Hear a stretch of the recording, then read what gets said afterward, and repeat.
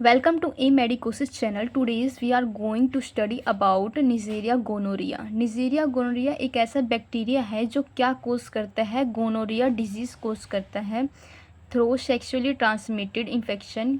Sexually transmit होता है ये किसके द्वारा, ओरल वजाइनल एनाल सेक्स के थ्रू ये क्या करता है, स्प्रेड करता है बॉडी के अंदर। और ये नेज़ेरिया गोनोरिया एक ग्राम नेगेटिव बैक्टीरिया होता है और ये क्या कोज करता है, गोनोरिया। अब हम पढ़ेंगे, ये तो इसकी डेफिनेशन थी। अब हम पढ़ेंगे मॉर्फोलॉजी। मॉर्फोलॉजी में ये कैसे होते हैं, एरोबिक होते हैं, फैकल्टेटिव एनारोब होते हैं, नॉन मोटाइल होते हैं, नॉन स्पोरिंग, किडनी शेप के होते हैं, gram negative and diplococci. Gonococci possesses with पिलाई ऑन द सरफेस। सरफेस पे क्या होते हैं, पिलाई होते हैं। पिलाई किस चीज़ में हेल्प करते हैं, मेनली तो किस में, अटैचमेंट में हेल्प करेंगे और मूवमेंट में भी हेल्प करते हैं। और ये फैसिलिटेट करते हैं किसके लिए, एडहेशन के लिए, मतलब अटैचमेंट के लिए। अब है जो पिलाई है फैसिलिटेट करता है किसके लिए, adhesion to cocci on mucosal surface के ऊपर क्या करता है, ये एडहेशन करता है।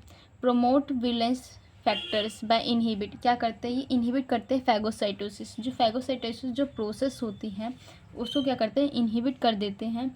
गोनोकोकाई इन्फेक्ट करता है नॉन कोर्निफाइड एपिथीलियम को, हाईली सस्पेक्टेबल टू ड्राइंग, मतलब कि अगर इसे सनलाइट में या फिर डिसइंफेक्शन में यूज़ करते हैं तो ये बैक्टीरिया क्या हो जाते हैं, किल हो जाएंगे या इनकी ग्रोथ क्या हो जाएगी, इनहिबिट हो जाएगी। अब हम पढ़ेंगे कल्चरल कैरेक्टरिस्टिक्स। कल्चर कैरेक्टरिस्टिक में कितना ऑप्टिमम पीएच चाहिए होता है इसको ग्रो करने के लिए, 7.2 एंड कहाँ तक, 7.6 तक। टेम्परेचर कितना चाहिए होता है, 35 to 36 degree Celsius. Biochemical test देखें तो हम इसमें क्या है, ऑक्सीडेज क्या होगा, पॉजिटिव होगा, कैटलीज क्या होगा, ये भी पॉजिटिव होगा। एंटीजेनिक विरुलेंस फैक्टर्स होते हैं capsule, capsule, pili, RMP protein, LOS, lipoteichoic protein and porin protein, IgA protease, ये सारे हम अभी बात करेंगे। जो कैप्सूल है, कैप्सूल ए सेल वॉल पे प्रेजेंट होती है। ये क्या करती है, सेल वॉल पे प्रेजेंट होगी तो किसके, फैगोसाइटोसिस जो हमारी बॉडी का रिस्पॉन्स होता है उसको क्या कर देगी, वो इनहिबिट कर देगी। मतलब जब फैगोसाइटोसिस जो सेल्स होते हैं जब इनगल्फ करना शुरू करते हैं तो वो क्या करते हैं, इस प्रोसेस को इनहिबिट कर देते हैं। क्यों, due to presence of the bacteria in capsule. Pili क्या होता है, पिलाई पिलेटेड ऑर्गेनिजम्स होते हैं, प्रोड्यूस करते हैं अल्टर अपीयरेंस। ये क्या करते हैं, जब कॉलोनीज फॉर्मेशन होती है, जब हमें सीन करते हैं कल्चर मीडिया पे तो हमें कैसे दिखाई देंगे, ये अल्टर अपीयरेंस शो दिखाई देंगे। Pili helps to attachment to mucosal cells. RMP क्या होता है, ये आउटर मेम्ब्रेन होता है, आउटर मेम्ब्रेन लेयर होती है। ये हेल्प करती है किसमें, एक्सचेंज करने में, मॉलिक्यूल्स जो होते हैं प्रेजेंट होते हैं उनको एक्सचेंज करने में ये हेल्प करती है अक्रॉस दी आउटर मेम्ब्रेन। जो आउटर मेम्ब्रेन है वहाँ पे क्या करती है, और इनर मेम्ब्रेन के मॉलिक्यूल्स को क्या करती है, एक्सचेंज करवाती है। किसका काम होता है, आरएमपी का। और पोरिन प्रोटीन जो है ये हेल्प करवाता है बैक्टीरियल को अटैचमेंट करवाने में।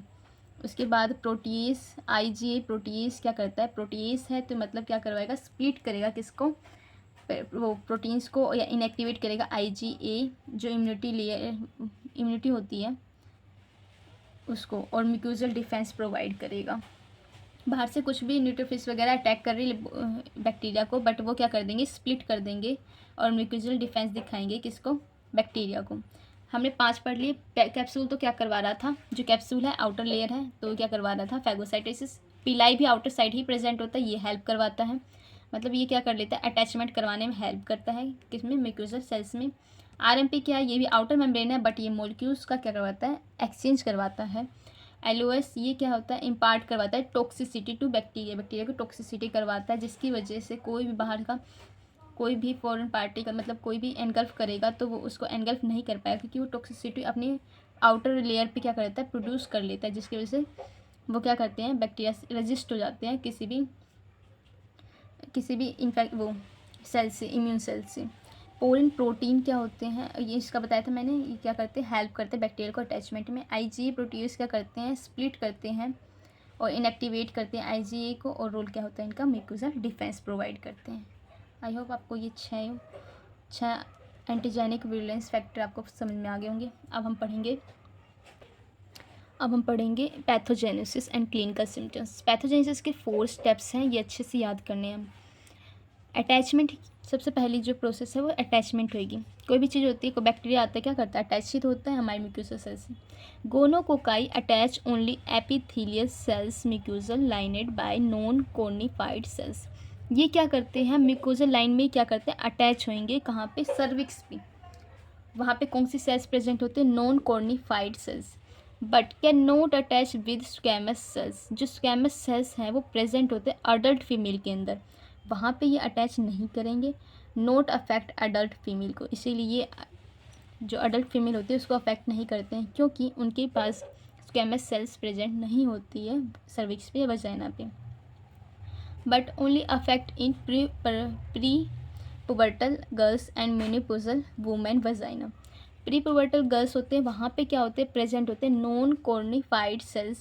और जो मेनोपॉजल में होती है उसमें भी क्या प्रेजेंट होते हैं, नॉन कॉर्निफाइड सेल्स। ये सेल्स जो होती हैं, इसलिए क्या करवाता है, अटैचमेंट करवाता है, बैक्टीरिया को एनहांस करता है, जिसकी वजह से जो हमारे प्री पुबर्टल गर्ल्स हैं और मेनोपॉजल वुमेन वजाइना है वो अफेक्ट हो जाती है।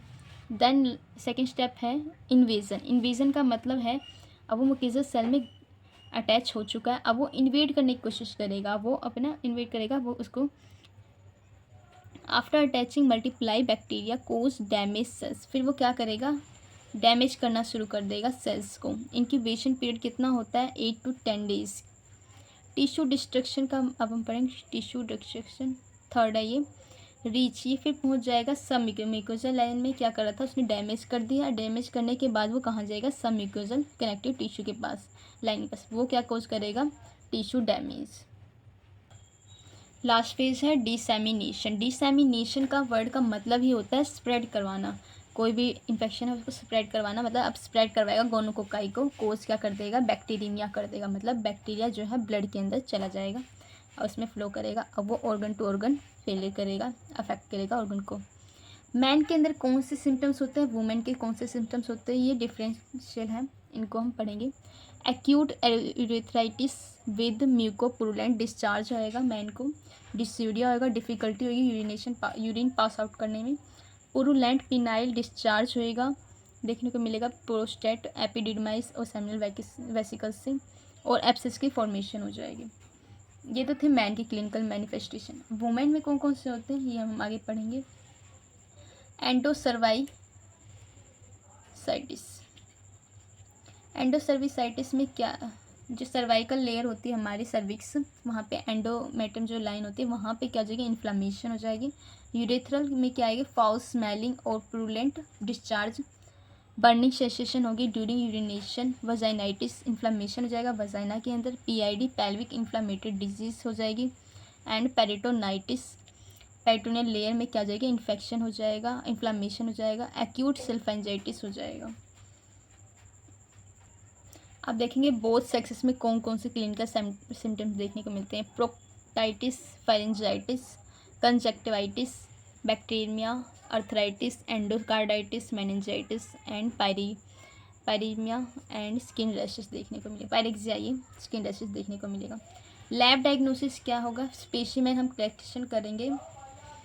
मैन में तो क्या लेंगे, यूरेथ्रल डिस्चार्ज, एंड वुमेन में हम क्या लेंगे, यूरेथ्रल डिस्चार्ज, और हम सर्वाइकल स्वैब भी ले सकते हैं। ब्लड दोनों में क्या क्या लेंगे हम, ब्लड, पस, CSF, rectal swab, throat swab, ये सारे हमारे हो जाएंगे लैब डायग्नोस। अब है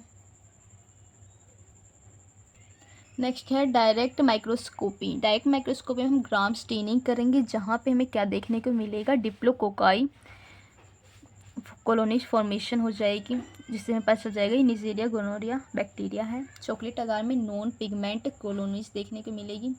थायर माउंटेन मीडियम में इंक्यूबेशन कितना होगा, 35 to 37 degree Celsius and 18 to 24 hours.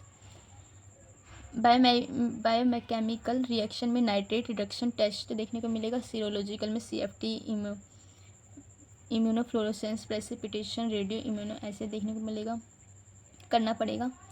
और मोलिकुलर मेथड में PCR, DNA। ट्रीटमेंट में क्या देंगे, ड्रग ऑफ चॉइस हमारी क्या रहेगी, पेनिसिलिन उसके बाद बाकी अदर हम ये दे सकते हैं सिफ्रा, एक्सोन, सिफ्रिक्साइन एंड जेनिसोमाइसिन, gentamicin and spectinomycin. I hope आपको ये वीडियोस अच्छे समझ में आएगी। लाइक करें, सब्सक्राइब करें। Thank you.